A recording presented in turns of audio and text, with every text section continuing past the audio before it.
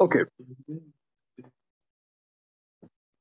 Alors, on a vu la semaine dernière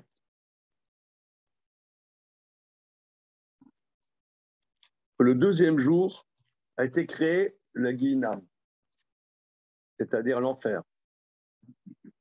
L'enfer, le Maral dit toujours, c'est le néant. Et celui qui est dans la marloquette, donc automatiquement, il est dans la séparation, le chilouk, qui est la dualité, qui est le néant. Alors, on peut se poser la question, pourquoi Dieu a créé le néant?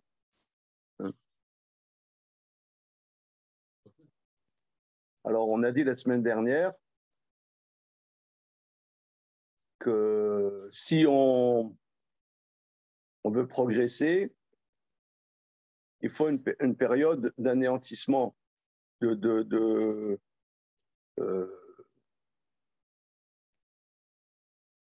pourrait dire de remise en question, si on peut s'exprimer ainsi, bien que l'expression soit un peu galvaudée.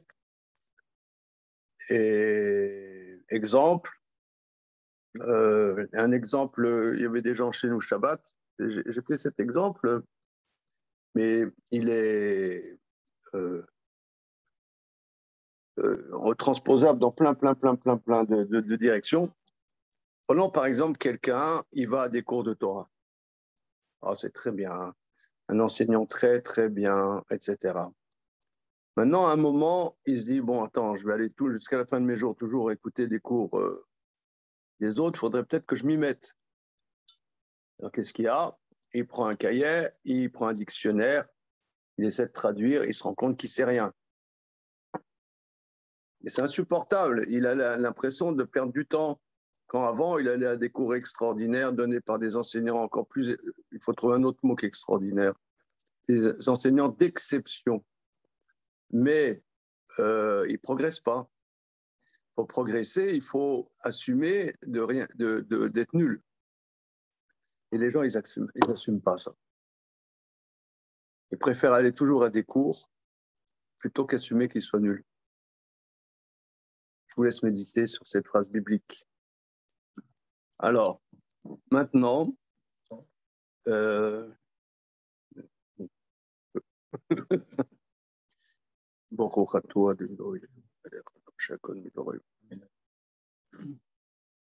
mais ça, c'est très général. Et c'est encore plus développé maintenant qu'il y a tous les trucs numériques où tu peux avoir tous les cours possibles, imaginables, même des maîtres défunts. Tu peux avoir tout, je sais pas, 300 cours de Ravolbe.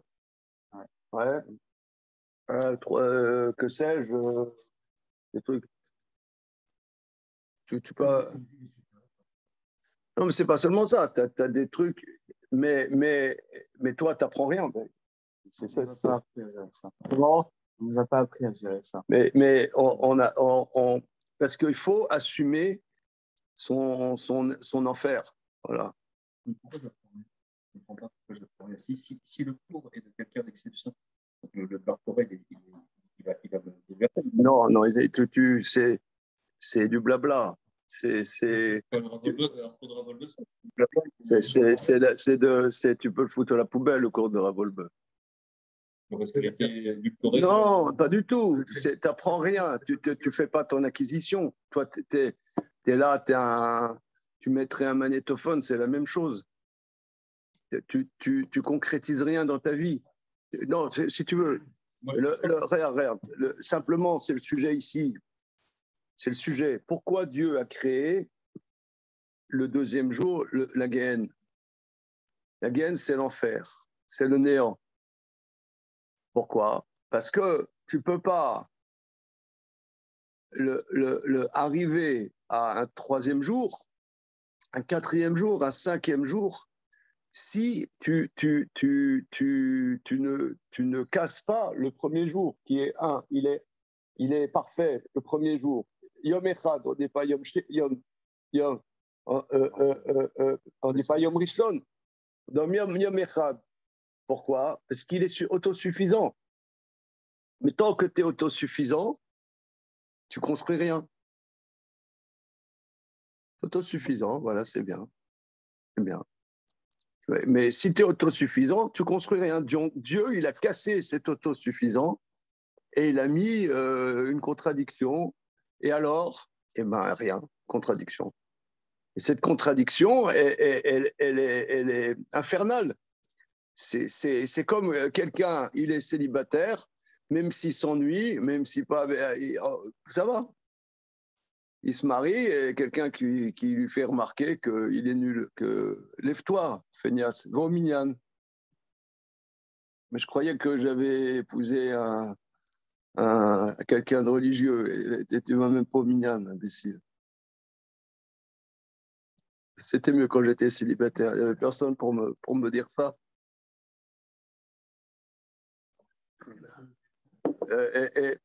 Et ferme ton tube de dentifrice, regarde, il coule. C'est dommage.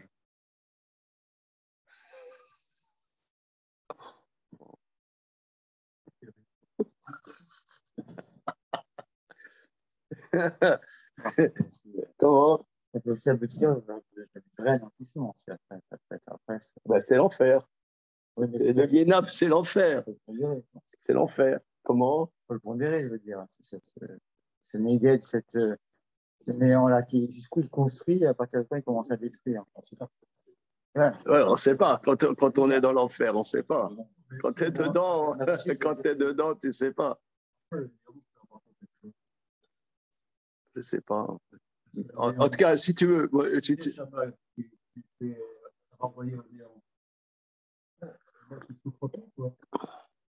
Non, l'enfer, c'est que ça fait souffrir, c'est ça.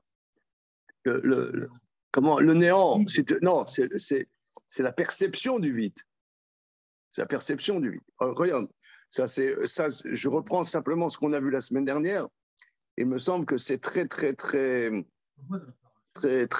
important, comment dire,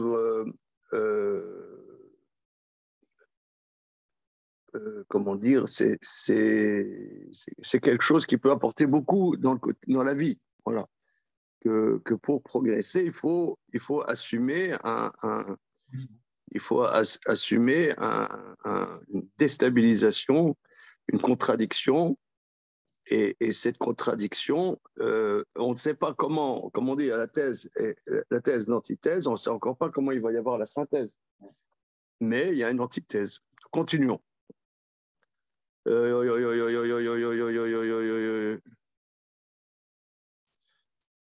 On est à la page Nuntet.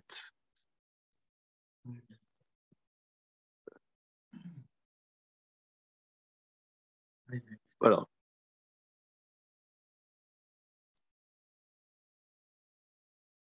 Alors, on est au milieu de la colonne de droite. Le Kar Em Yordim Chaim Sheola. Donc, la compagnie de Korar et son compagnie, la Gemara dit, le Kar Em Yordim Chaim Sheola. C'est pour ça qu'ils descendent vivants dans l'enfer, dans le Sheol, dans la tombe. Voilà. Où suis-je?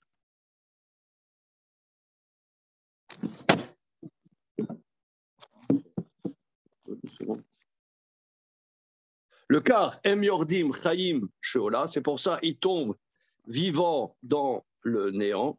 L'état Masher et Berlemala, Mipne Shayou Cholkim à la Torah, pour la raison dite plus haut, parce qu'ils s'opposaient sur la Torah, Shu Asechel à Amiti, à Mechouyav, parce que c'est l'intellect vrai, Mechouyav, nécessaire. Le cas Raoul Lahem a Eder les Gamré. C'est pour ça qu'il revient l'anéantissement complet, Ad Shel Leosif Alze, qu'il n'y a pas à ajouter à cet anéantissement, qu'à Torah I Metziut Mechouyav, car la Torah est l'existence nécessaire, Vaginom à Eder Gamour. Et l'enfer est l'anéantissement complet. Le cas Ramar des Shamash Omrim, c'est pour ça, donc le bédouin, on avait dit le caravanier. Il disait qu'on entend qu'il disait Moshe vetorato emet vem badaim. Qu'ils entendaient qu'il disait Moshe et sa Torah sont vrais et eux sont des menteurs. Badaï, c'est menteur. Qui dit Nagi nam aya poel baem legamri. Car le jugement de l'enfer agissait sur eux complètement. Vedavarze ou mevarer à emet. Voilà. Et l'anéantissement trie la vérité. Le car ayapoel baem di naginam sheu aider.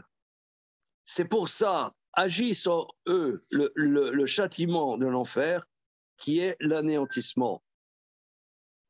Bishvil pa'alze shaya aginam poel baem bishvil shayu cholkim al haemet shu mechuyav muchar liot nimsa ad shatorah im mechuyav hamitzut. Lachen aya poel baem aginam. C'est pour ça agit en eux l'enfer qui est le contraire, qui est l'anéantissement complet. Ziu mevarer amitat à Torah. Oui, alors cette notion de mevarer, parce que vous avez posé la question, comment peut-on sortir de cet anéantissement? Alors, il me semble que ici, il dit un mot, il ne l'explique pas, mais mevarer à émettre, que l'anéantissement est mevarer le émettre. On dit que le peuple juif est comparé. Ce que je vais dire, c'est pas très rigolo, mais je vais le dire quand même. Hein, il me semble que ça explique un peu. Que le peuple juif est comparé à l'olive. Pourquoi? Parce que l'olive, quand tu la concasses et tu la presses, ça donne la bonne huile. Et les enfants d'Israël, quand tu les presses et tu les concasses, après, ça donne du bon. Ça veut dire que des fois, quand nous, on est pris dans... une fois, j'ai entendu d'un... vous connaissez monsieur Jackie Ackerman? Collègue, un collègue, Jackie Ackerman. Hein? Un des Sheva Brachot, il avait dit quelque chose de très, très intéressant, très, très beau. Il avait dit que quand des gens se marient, en vérité, c'est deux âmes qui se rencontrent, deux Neshama. Ce que tu viens de dire, Philippe, d'ailleurs. Deux Neshamot qui se rencontrent. Mais pourquoi souvent il y a des conflits, il y a des difficultés, et des fois, justement, c'est un guinam, parce que cette Neshama, elle est enveloppée du corps. Il n'y a pas que la Neshama. Nous, on a notre égoïsme, on a notre confort, on a notre truc, notre machin. Et on n'est pas, on a nos pulsions, nos habitudes, 36 000 choses qui font qu'on n'est pas apte à supporter quelqu'un d'autre. Je dirais,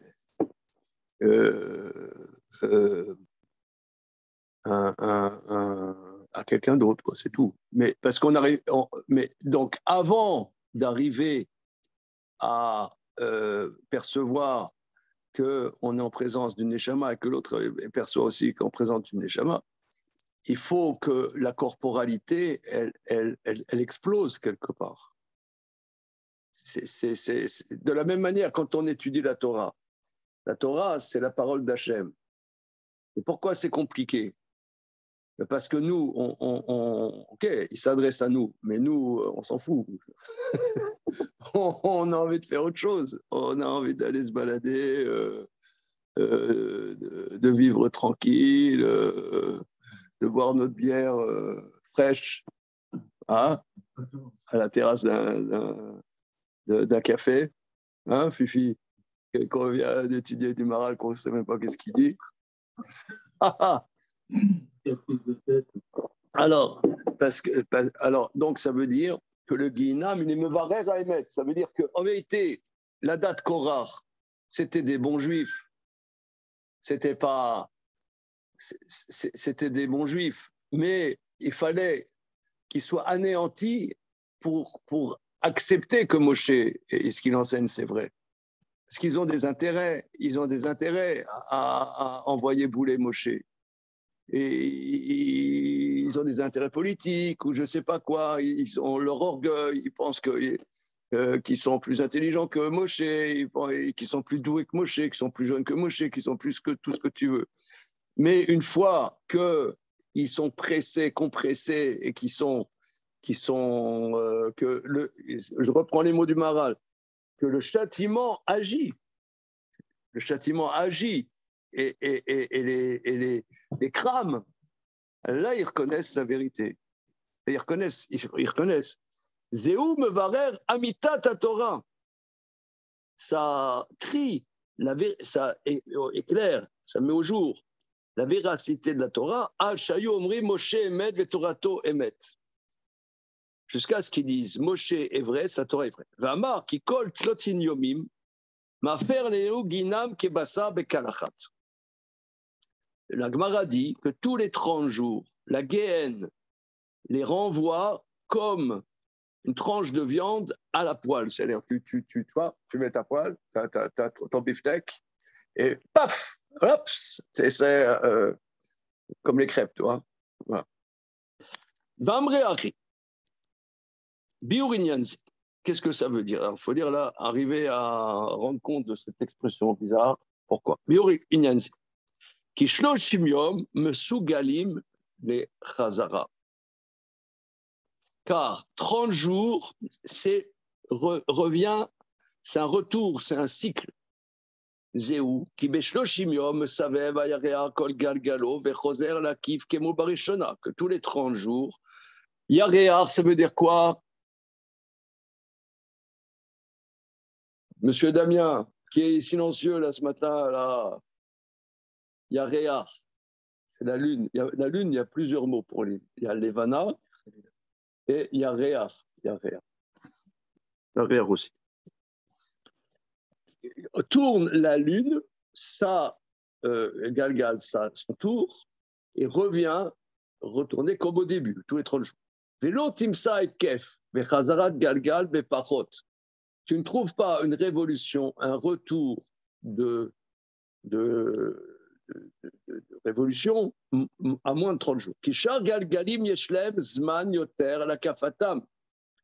Car les autres révolutions ont des tours plus longs. 30, c'est le minimum d'une révolution. Comment? La Terre.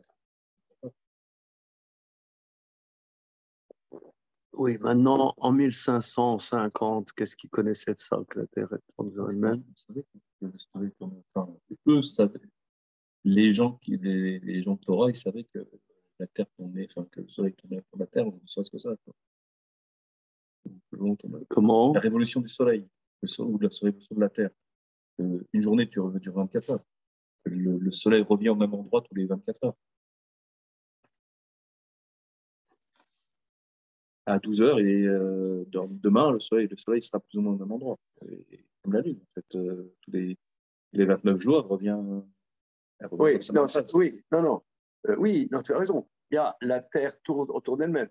Mais ce n'est pas un tour. Elle tourne sur elle-même. Mais elle n'a pas fait une circonvolution. Tu vois. La circonvolution, c'est-à-dire que lui veut dire que l'expérience minimale d'une circonvolution, c'est 30 jours. Parce que toi, tu dis la Terre tourne sur elle-même, c'est 24 heures. Ça, c'est sûr. Mais ce n'est pas tu vas là, tu vois, tu as le Tour de France. Ouais. Fais le tour de. Voilà. Voilà. Tous. C'est la révolution. Elle tourne autour de la Terre en 29 jours et demi et quelques. Voilà, c'est ce qu'il dit. 30 jours, c'est l'expérience. D'ailleurs, il y a le cycle féminin qui tourne aussi autour de 30 jours, qui est lié aussi à comment? D'accord, ok. Alors, voilà. Le quart, Amar. Alors, Kishar Galganim Eshem Zman Yoter la Kalam. Mitne Kielu Reshem Royim la Ginam. Lo Metsan Ma. Car ces impies revient un cycle complet de l'enfer, l'eau metsanma, pas par un certain aspect, parce que tu as des fautes qui ont à voir avec l'enfer sur un certain aspect. Mais eux, leur guinam, leur faute est complète. Donc c'est un cycle complet de châtiment. Voilà. C'est ce qu'il veut dire. Donc regardez, c'est l'analyse du texte est très intéressante. C'est-à-dire que le fait qu'ils soient jugés tous les 30 jours, ça montre ils ont l'abonnement au Guéhinam. C'est l'archétype. Voilà. C'est l'archétype du Guéhinam. C'est Korach, c'est ce qu'il dit. C'est qu'ils ont un cycle complet, plus encore un autre cycle. Mais c'est toujours, tous les 30 jours, ils sont jugés tous les 30 jours. Pourquoi 30 jours? C'est un cycle complet. C'est l'expérience de ce qu'on appelle un cycle. Voilà, c'est ce qu'il dit. Ça veut dire que tu peux avoir quelqu'un qui faute sur une certaine faute, alors il a à voir avec le Guéhinam, mais pas un cycle complet. Parce que eux, les mots, regardez, c'est très intéressant, qui est lourd, Shaim, Royim, la Guéhinam, l'eau Metsadma, car ces impies le revient à l'enfer, pas sur un aspect, mais ça veut dire sous-entendu, mais complètement. Le Karama, qui mitradesh l'aim aginam kol shoshimion. C'est pour ça, se renouvelle sur l'enfer tous les 30 jours. Pirouche, chez Poel, baem kol aginam, velo mixat, c'est-à-dire agit sur eux. Donc ce châtiment agit.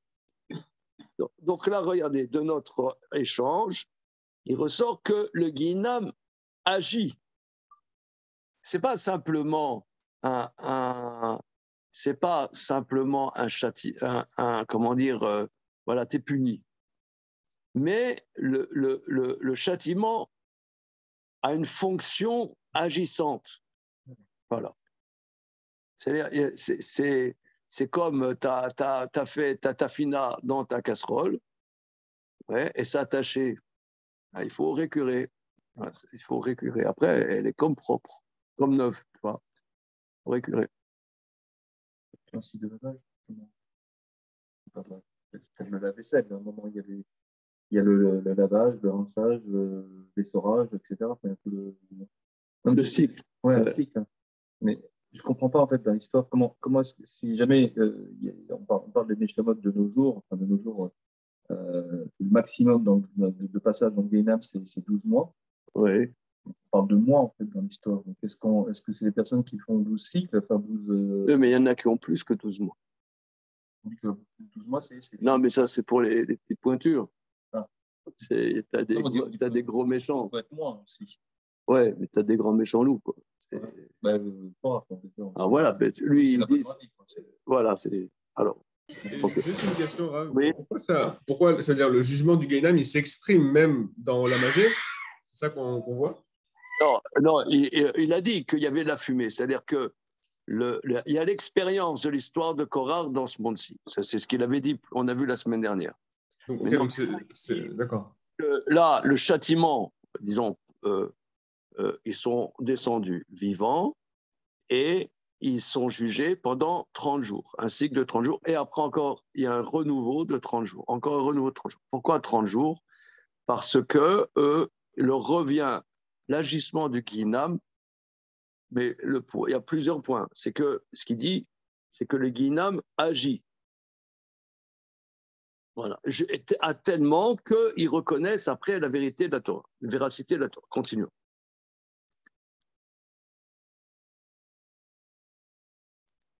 Vezekemo shamarnu, ki royim ayu bene korar beprat la Guéhinam. Donc regardez ici, il ne faut pas perdre de vue le sujet du livre. Le sujet du livre, c'est quoi la Torah? Il a développé que la Torah, elle est Min Hashamayim, elle vient du ciel. Et là, il a rapporté ce passage qui analyse qu'est-ce que ça veut dire que la Torah vient du ciel, qu'elle est comme on a dit, nécessaire de l'existence, de l'ordre de l'existence. Et donc s'opposer c'est s'imposer à soi, s'opposer, c'est s'imposer à soi son anéantissement. Voilà. Alors, comme on a dit que les fils de Korah particulièrement, ça leur revenait l'enfer par le fait qu'ils s'opposaient à la Torah. Kol davar shu kol yeshlo ashlama. Alors, maintenant, kol davar shu kol, toute chose qui est globale a une ashlama. Mais ashlamato kasher ou choser chalila. Ki az nishlam ve choser chalila. Vimeno choser chalila en lo ashlama. Vim en lo ashlama eno akol. Alors là, je donne ma langue au chat.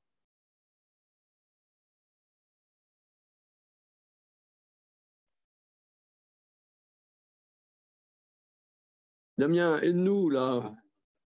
Oui. Comment? Je traduis peut-être? Non, je traduis. Ça serait bien. Oui. D'accord. Avec des mots précis. Oui. Vous êtes pour? Alors, je traduis. Je traduis, mais en précisant que je ne sais pas de quoi ça parle. Hein? OK? Ce étant. Kol davar shu kol, toute chose qui est globale, a une complétude. Sa complétude, c'est quand ça revient cycliquement. Car alors, la chose se complète et revient cycliquement. Vimeno choser chalila, s'il ne revient pas cycliquement, enlo ashlama, il n'a pas de complétude. Et s'il n'a pas de complétude, il n'est pas global. J'ai traduit.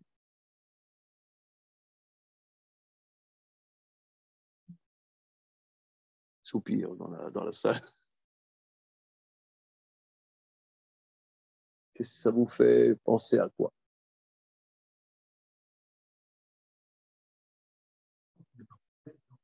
Quelque chose qui est incomplété, c'est obligatoirement cyclique. C'est cyclique. Alors, quand j'étais ado, je lisais beaucoup des trucs, n'importe quoi. Il y avait un auteur qui s'appelle Mircea Eliade. Vous connaissez? Vous connaissez Mircea Eliade? Et alors, il a écrit un livre sur le mythe de l'éternel retour.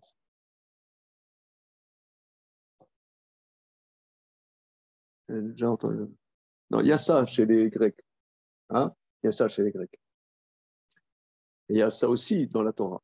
On dit Ashivenu Hashem Elecha, ramène-nous vers toi. Chadesh Yamenu Kekedem, renouvelle nos jours comme en temps, comme autrefois. Il y a comme jadis. Hein? Donc il y a un truc de l'éternel retour qui se trouve dans beaucoup de cultures. Il y a ça dans la Torah. On dit la tchouva, c'est un retour. C'est un retour. Bien qu'en vérité, on n'a pas l'impression qu'on y était. On voit Ruth, elle revient à Bethléem, mais elle n'a jamais été avant. Elle revient à Bethléem, elle n'y était jamais. C'est bizarre, non? Donc, oui, elle y était, quelque part. Nous, on dit, on dit les tzadikim, ils sont au jardin d'Éden. Donc, il y a un retour au jardin d'Éden. Hein, il y a un truc comme ça. Donc là, je sais pas, je délire un peu, mais tu vois, Franck, quand j'étudie du Maharal, je peux pas rentrer dedans si je délire pas.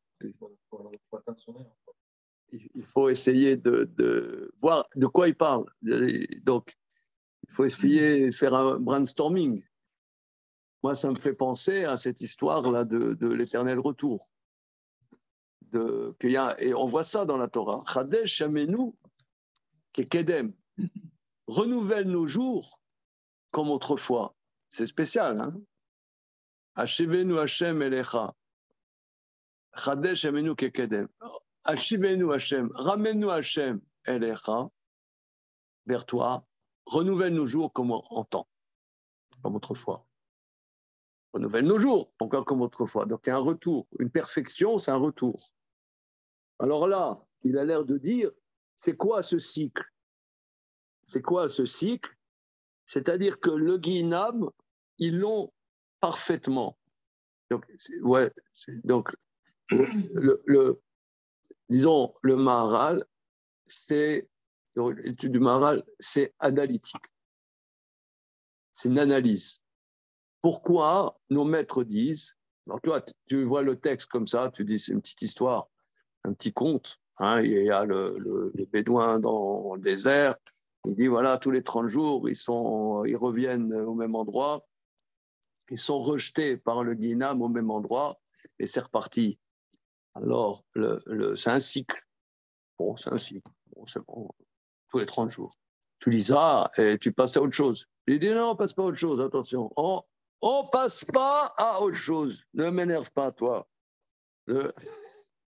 Il veut dire non, on passe pas à autre chose. C'est que dire que c'est cyclique, ça veut dire qu'ils ont l'enfer parfaite.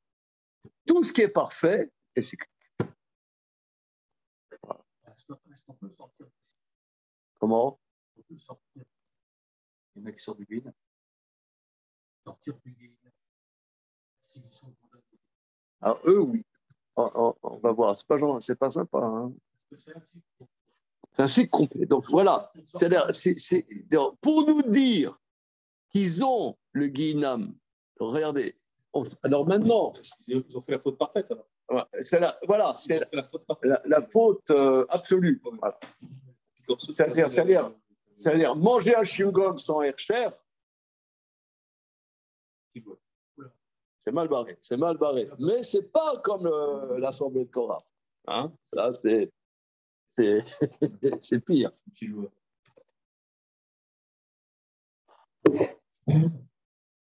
C'est l'archétype de la Torah. C'est l'archétype de celui qui est offert complètement. Voilà, c'est l'enfer complet. Mais regardez ici ce qui est quand même stupéfiant, mais ça, c'est pour ça que, disons, quand on fait du Maharal comme ça, ligne après ligne, disons, c'est bouleversant, parce que tu vois une phrase de l'Agmara, tu pourrais dire, bon, c'est une manière de dire.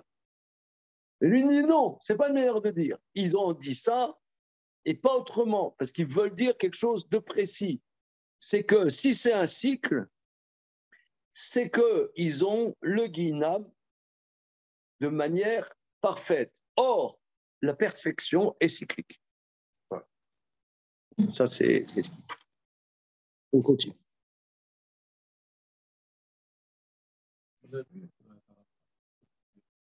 Attends, excuse-moi. Hein. Viod, qui kol davar à mitradesh, qui moi ya reach, chez mitradesh achar shoshim yom, חידוש שלו הוא אמיתת עצם אבייתו. כמו אדם שנולד על לידה הוא אמיתת אבייתו. ולא כך כאשר כבר נמצא ומוסיף עליו. כמו אדם שמוסיף בגידול, אין זה אמיתת אבייתו. לזה אמר, דמאפר לגיהינום כבשר בקלחת כל 30 יום. Pardon. Où suis-je là? Qu'est-ce qui s'est passé? Voilà. Encore une fois.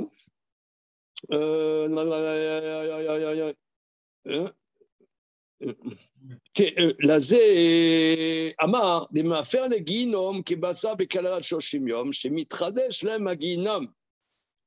זו אמיתת הוויית הגיהינם שפועל בהם.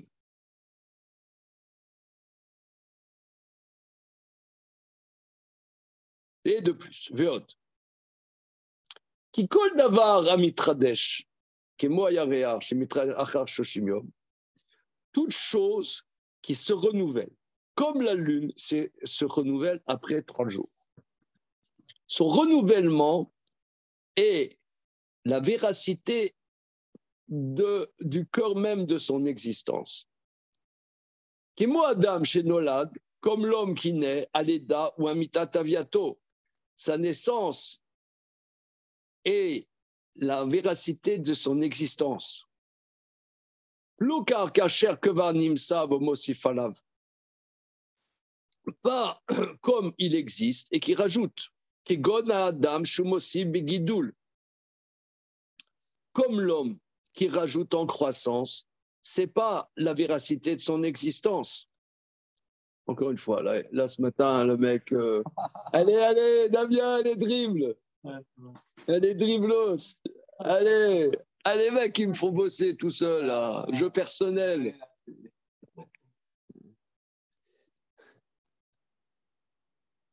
Regardez, moi, j'ai pas compris, je répète, hein, je répète. Il veut dire, l'existence d'une chose. Il y a quelqu'un, il grandit. C'est pas le dévoilement de l'essence de son existence, c'est un développement, un renouveau et le signe de l'existence même. Comme par exemple, quelqu'un, il n'était pas né, il naît, il y a un dévoilement de son existence qui n'était pas avant. Donc la lune, elle, n'est pas continue. Le soleil, il est continu. Il illumine tout le temps. Parce que si le soleil est un cycle parfait, sur quoi, non pas une croissance, à une remords, recommençons de la mort. Oui, mais lui, il veut dire que non. Non, mais lui, il veut dire que c'est c'est la lune. Il y a on appelle ça le renouveau de la lune, c'est-à-dire la nouvelle lune, c'est-à-dire que c'est une renaissance, une nouvelle naissance. Ça veut dire des fois, on peut vivre de ça, c'est quand on se réveille, quoi. Non, c'est peut-être quand on se réveille, il y a une perception comme ça, d'un renouveau. Ensuite, on agit, etc. Mais il y a un cycle, la journée se termine. Le réveil, c'est comme, là, il y a quelque chose qui se dévoile. On réapparaît à l'existence. Voilà. Comment?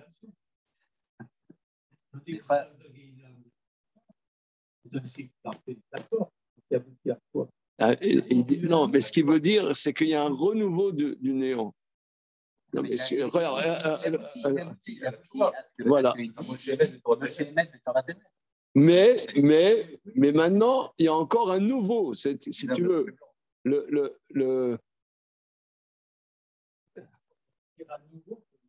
Non, mais ils vont dire autrement. Ils ont dit, Moshe Emel, Torah Emet, si tu veux, nous aussi, on a dans la vie, on a des périodes. Ouais, on a des périodes. Il y a quelque chose qu'on a compris à un moment. Mais après, on a l'expérience qui va nous amener de nouvelles expériences. La vie va nous amener de nouvelles expériences. On va étudier de nouvelles choses et on va découvrir de nouvelles choses. Mais des fois, ces nouvelles choses, c'est la même chose qu'avant, mais plus approfondie, si tu veux. Ça ne veut pas dire qu'avant, on n'avait pas compris, mais maintenant, c'est plus approfondi. Donc là, peut-être qu'il y a un renouveau du Guéhinam. C'est pas, si on avait dit qu'ils étaient 90 jours au Guéhinam, c'est pas la même chose que dire 3 cycles de 30. C'est ça ce qu'il veut dire. C'est qu'il y a un renouveau il y a un renouveau. Et ce renouveau va faire qu'après, la perception qu'ils ont de la véracité de la Torah va être nouvelle. Ils l'ont perçu il y a 3 mois déjà. Ils l'ont perçu il y a 4 mois. Et maintenant, ça va être nouveau. Bien que ce soit quelque part la même chose. Mais alors, il dit que pourquoi... Donc là, quand il dit ça, le Maharal, on se dit, mais attends, mais quand ils ont écrit ce passage du traité Baba Batra, c'était soit de la prophétie, soit ils s'étaient branchés les doigts, on ne sait pas où. Hein, arriver à être medagdeg des mots comme ça, c'est incroyable. Mais Lazé Amar, c'est pour ça il dit, il me a fait le guinam qui passa bekalachat koshof shimiom, que le guinam les renverse comme de la viande à la poêle tous les 30 jours. Chez Mitradesh Lem guinam, que le guinam, alors toi tu demandes Philippe, qu'est-ce que ça veut dire un renouveau du guinam? Mais c'est un anéantissement qui l'âme, elle a une dimension infinie. Donc il y a un travail sur l'âme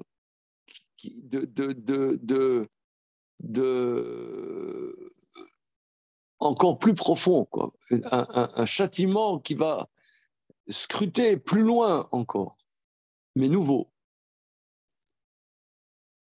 C'est toujours le même. Comment? C'est toujours le même. Non, c'est pas le même, c'est Mitradesh. Oui, mais Mitradesh, mais finalement, c'est toujours le même cycle. Non, c'est un nouveau cycle. C'est un nouveau cycle. D'ailleurs, la Lune, beaucoup de maîtres, ils ont développé chaque mois juif a une autre signification. Oui, mais finalement, au bout d'un an, c'est le même. Je ne sais pas. Je ne sais pas. Ça, je ne sais pas. Je ne sais pas. Gomrim, Moshe Emet et Torato Emet. Ils disent Moshe est vrai et sa Torah est vraie. Car l'essence de l'enfer agit sur eux. Donc là, il y a quelque chose de très important. C'est-à-dire que les châtiments post-mortem, si vous voulez, ont une fonction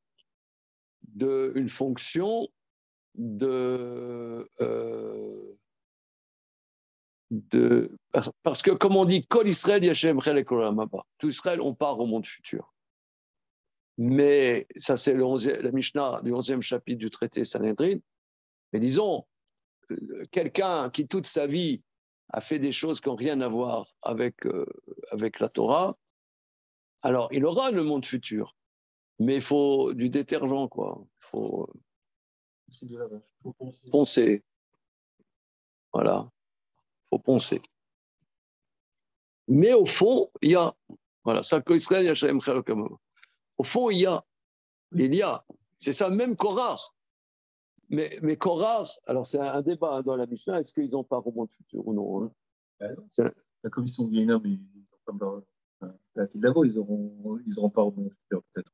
Mais non, mais, toujours, hein. oui, non, mais est-ce qu'à la fin, ils auront? C'est un débat. Est-ce qu'à la fin? Alors, on continue. Et alors, voilà, Bishvil Shemayu Cholkim à la Torah, parce qu'ils s'opposaient à la Torah. Veraou Lahem Amita Taginam. Donc, c'est légitime que leur revienne la vérité de l'enfer. Comme on a des émeraires, et cela met à jour, qui Moshe Vetorato Emet. Maintenant, quand on dit 30 jours, mais où tu vois des jours dans la tombe, ça, ce n'est pas une question pour celui qui comprend. Nous avons expliqué ailleurs. car Shayar Yamim Levarim Bilti Gashmim, Velkam Velkan Vemakom Acher. C'est très intéressant. De la même manière qu'il y a des notions de jour pour les hommes matériels, de la même manière, il y a des notions de jour pour des choses non matérielles. Et ce n'est pas Velkam, comment nous avons expliqué ailleurs. Alors, c'est très intéressant. parce que dans le premier jour de la création, c'est écrit Vaïrev, Vaïvoker, mais il n'y avait pas le luminaire. Les luminaires, c'est le 4e jour. Donc il n'y a pas de luminaire. Et quand même, on dit, ce fut un soir, ce fut un matin. Rocher et Yom, Rocher et lumière. Donc il y a des dimensions de jour et de nuit, mais qui ne sont pas matérielles. Voilà. Ok. Perek Tishasa, 19e chapitre.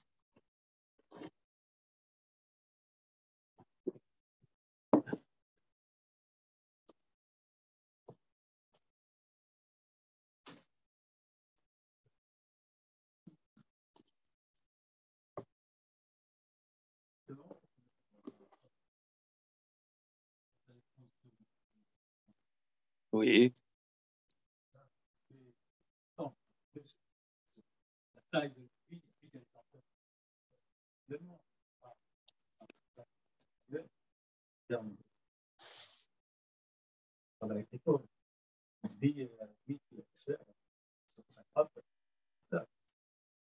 Oui, enfin, elle le donne. Ouais, ça améliore.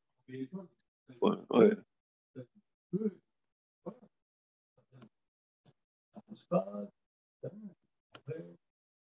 Alors, qu'est-ce que tu veux dire par là? Oui. Tu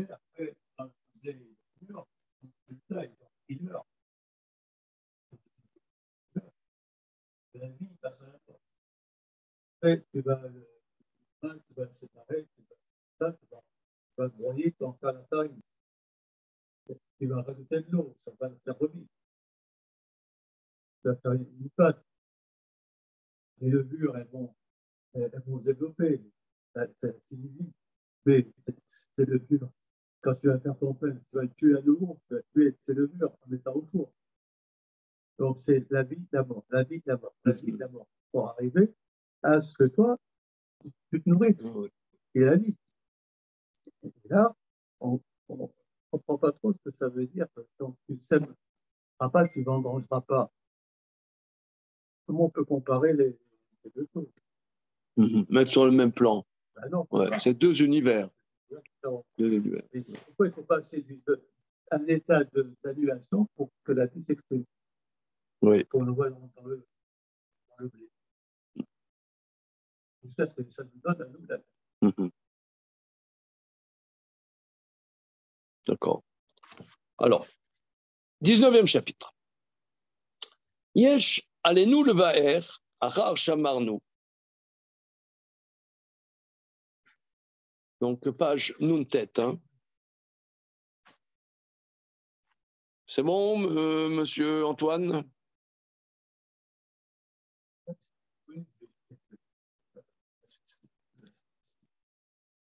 Yesh alenu levaer achar shamarnu shatora irouya bepral Israël. Il faut nous expliquer, après que nous ayons dit que la Torah revient particulièrement à Israël. C'est ce qu'on a vu dans les chapitres précédents. Hein. Oui, dans le chapitre 17. Chapitre 17, il a expliqué de manière remarquable en quoi la Torah revient particulièrement à Israël. Imken, lama natan l'Avram Amila. Si c'est comme ça, pourquoi la circoncision a-t-elle été donnée à Abraham? Sheila Hachénit, deuxième question. Kikofi dat Chazal, Shamrou Memarset Yoma, Kafret Amoudbet, qui aime Abraham kol Torah kula shelma eke basher shama Abraham mekoli vaishma mishmarti mitzvotai chokala betorotai.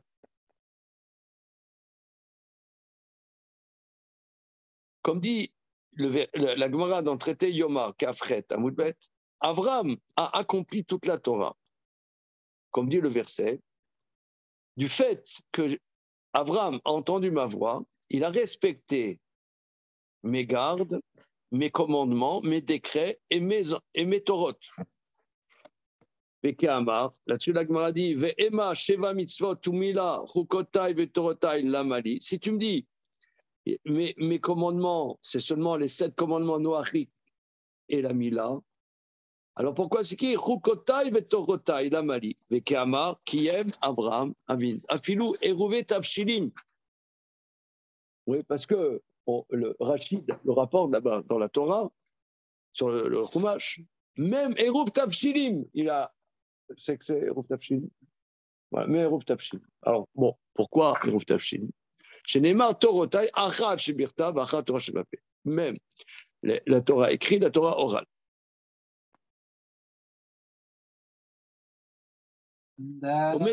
Mashma, et là, ça a l'air d'être, qu'Avram Beprat qui aime la Torah Kula. C'est-à-dire qu'Avram, particulièrement, a accompli toute la Torah. Lama ou Beprat Velosher Avot. Pourquoi lui particulièrement et pas les autres patriarches? Au Bas Midrash et dans le Midrash, Amrou al Yitzhak, chez Zir et Esav Shishrot Yafé. On voit que Yitzhak a enjoint son chouchou Ésaü qu'il fasse bien la shrita. Comme on voit, Sana Kalecha, prends tes outils, c'est-à-dire Shroz Manezinar, aiguise bien tes armes. Shelo Tachilenu, Terchileni Nevelot. Pourquoi tu ne donnes pas à manger une viande Nevela sans shrita? Au Beperek Gidanaché, dans Choulin Sadeh Aleph, Amar Rabbi Yossi Rabbi Chenama, il dit Tavoir Teva Ve'achen. On voit là-bas que c'est Joseph, il dit il a égorgé et préparé. Paralahem Betashrita, il leur a montré qu'il a bien tranché la gorge de ce qu'il leur donnait à manger aux frères là-bas. Ve'achen préparé. Vetol guide à Naché Bifnem et enlève le nerf sciatique, il en est le nerf sciatique. Kerabi Ouda Damar guide à Naché à Sour les Bnei Noir. Ce qui va d'après Rabbi Ouda qui dit que le guide à Naché est interdit même pour les fils de Noé. Ce n'est pas la halakha, mais en tout cas, la Gemara veut dire ça, un avis. Mais Sham Betosfot, Abba Tosfot dit Vimtoimar Dilma Lo Nesar. Mais peut-être que le guide à lâcher n'est pas interdit. Comme il n'était pas obligé, mais il le faisait quand même, comme la shrita.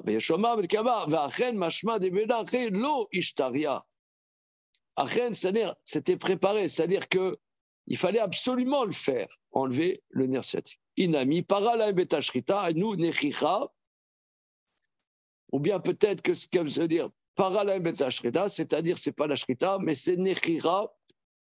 Nechira, c'est-à-dire, c'est une manière de tuer les animaux, c'est de mettre un crochet dans le naseau et de tirer dessus. Vous voyez ce que je veux dire?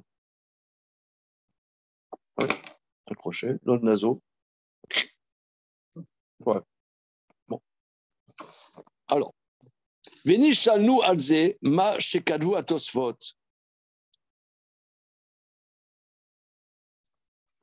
Et on nous a posé la question sur ce qu'écrit Tosfot. Chez Nistavu ala nechira, que d'après le dernier avis, les fils de Yaakov étaient ordonnés sur la nechira. Mais Nistavu ala nechira, comment avait-il l'ordre de tuer l'animal en tirant sur le naseau? Mais même un animal sans aucun abattage, c'est permis. Ils n'ont pas le droit de manger un animal vivant, mais s'il est mort, c'est bon. Ishavnu. Nous avons répondu.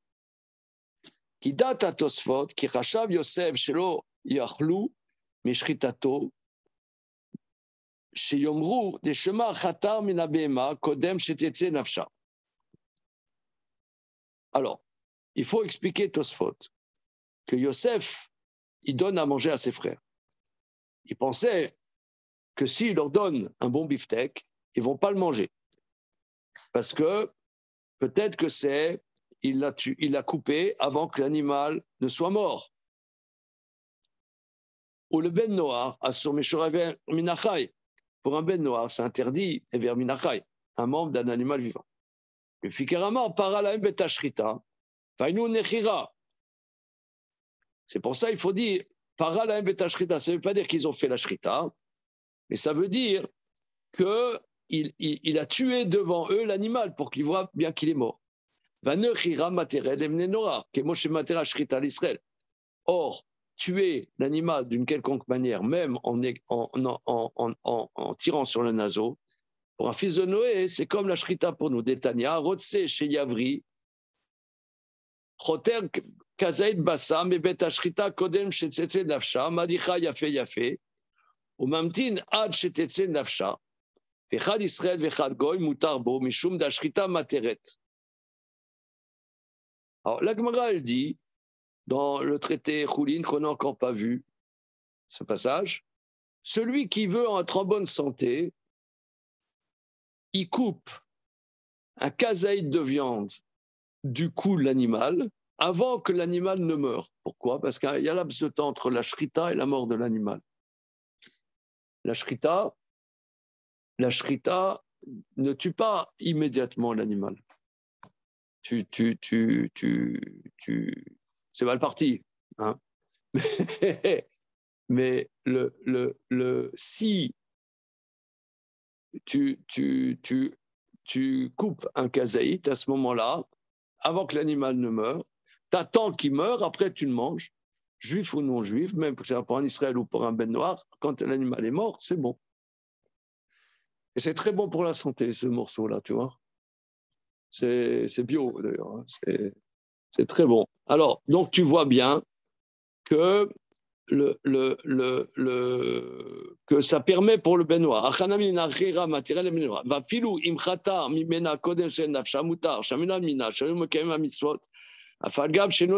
Donc on voit de là qu'il faisait bien attention aux mitzvot avant d'être ordonné. Oui, alors ça c'est une question. J'espère qu'il va répondre à cette question. Qu'est-ce que ça veut dire que les patriarches faisaient les mitzvot avant d'être ordonnés? On va regarder la Gemara là-bas dans Masechet Yoma. Hein, c'est Masechet Yoma, Daf Kafret Amoudbet. Il y a une question là-dessus. Abraham, est-ce qu'il faisait le Guin Hanaché? Parce que le Guin Hanaché était ordonné après Jacob. Et Abraham. Après l'histoire qui est arrivée. Oui. Et Abraham, s'il connaissait toute la Torah, enfin s'il appliquait toute la Torah, il l'a fatalement enseigné à ses enfants. On dit que les enfants, ils faisaient comme les Bnei Noach, etc. Si lui, ouais. il a pigé, il faut comprendre comme ça, c'est qu'il a pigé toute la Torah, et ça te écoute avec Hachem, il a compris qu'il fallait faire tout ce que nous on fait maintenant, parce que par analyse ou par feeling ou par compréhension du monde ou quoi que ce soit, comment est-ce qu'il ne l'a pas enseigné à ses enfants, ne serait-ce que Ishmaël, même à Ishmaël ou à... Voilà, c'est ça. On dirait ici que ce qu'il dit, on dirait que c'est particulièrement Abraham. Oui, que Abraham. Et puis Isaac, non, il n'a pas fait. Il a fait une... Alors ça, c'est une question énorme. Comme si ça, c'est une question énorme. Donc, j'espère qu'il va analyser ça, puisque la Torah, a priori, s'est révélée. C'est pas la science humaine, justement. C'est la science divine. Comment l'homme, par lui-même, peut atteindre cette science divine? Ça paraît... Et pourquoi c'est particulièrement Abraham? Alors, on va regarder, donc... Comment? C'est Clayot. D'accord, mais encore, ça c'est un problème d'un urologue. Non,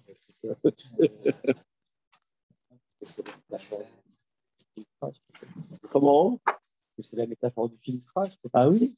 Le rein, c'est par filtrage qu'on arrive par bureau, qu'on arrive à comprendre des choses. Non, oui, c'est pas ça. Ah, c'est bien, c'est intéressant. C'est dans les reins.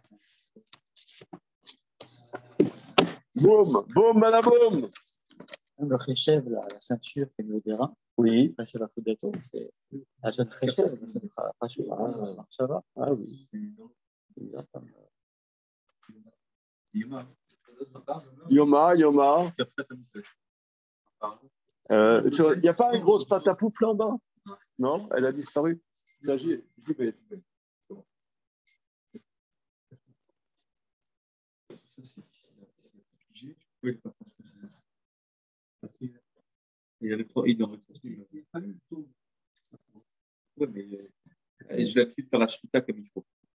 Et j'en sais pas ça à Yitzhak. Yitzhak, il a vraiment Parce que c'était pas le même, l'obligation. S'il dit affûte tes instruments pour faire la shmita et que ses enfants ne font pas. C'est ça.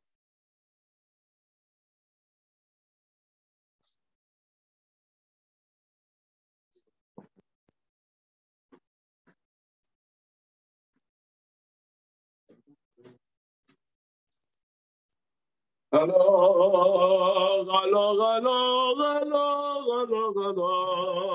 Qu'après, t'as mis. Bien.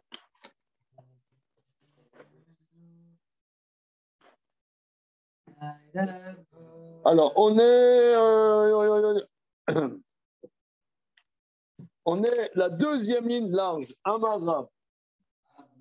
Amara, deuxième ligne large. Aïe, aïe, aïe, aïe, aïe, aïe, aïe, aïe, aïe.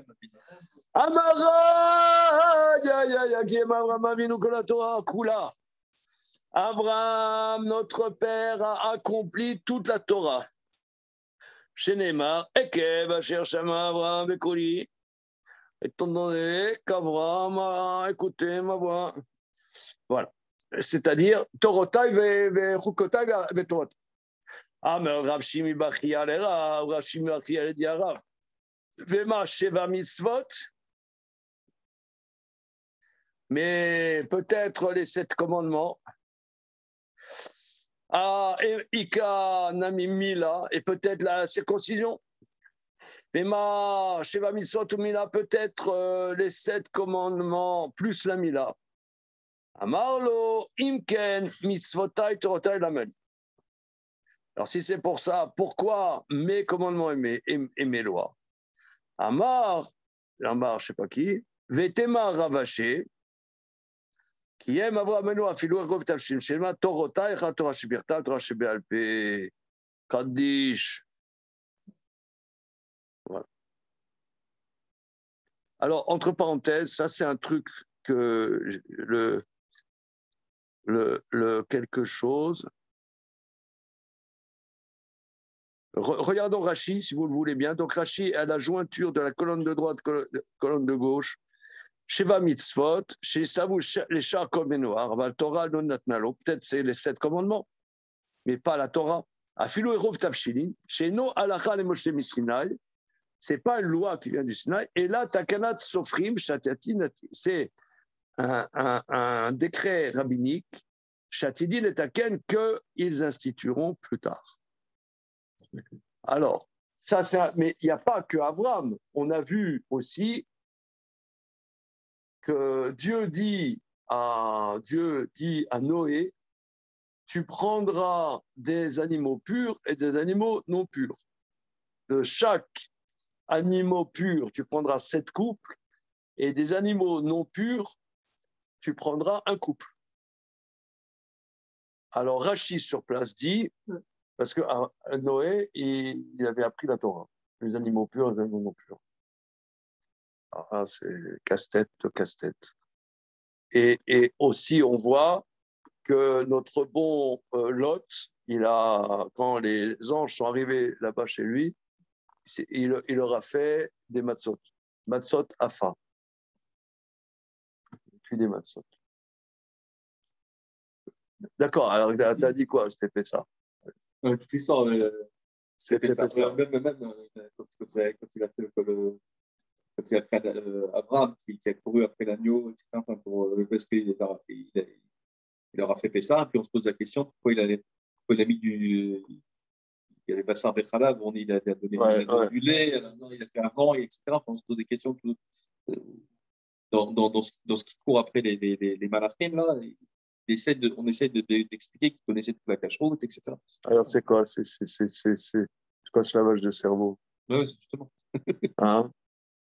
Vous le saurez en suivant notre émission. Ouais, pourquoi? Parce que. Du 7 et du 1. Comment? Tu veux dire quoi par là? Le beau, c'est 7 jours. L'offrir. Et ça, les jours, et ça. C'était pour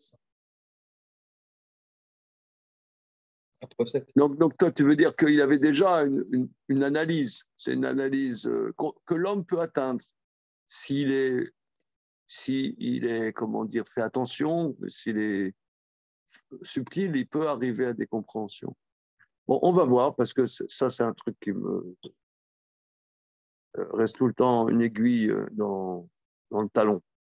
On va voir ça, Bezrat Hashem. Okay. Si c'est pas mitzvot de Bnei Noach, ça veut dire qu'il y a eu une réception quelque part. Une réception, ça c'est sûr. Ça veut dire qu'il y a eu une transmission. Il y a une transmission. Donc ça veut dire, et quoi la grandeur de Abraham si on lui a transmis finalement?